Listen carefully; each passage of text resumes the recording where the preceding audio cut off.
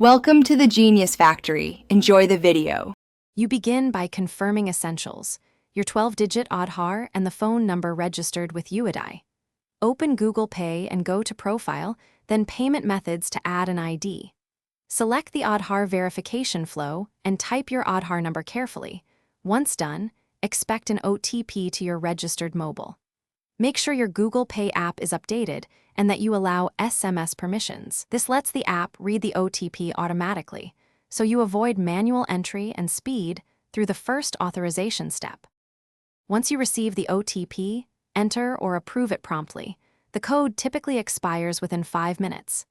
After OTP verification, you may be offered eKYC. Consent only if comfortable, since it shares name and photo for smoother payments. Next, link the Aadhaar verified identity to your bank account or UPI ID in Google Pay by choosing your bank and confirming account details. This step connects your Aadhaar to transaction flows and allows secure, authenticated payments using the identity already verified with UID. You finish by confirming the newly linked payment method and running a small test payment to verify everything works. If the transaction succeeds, you're ready to pay with Aadhaar-backed verification.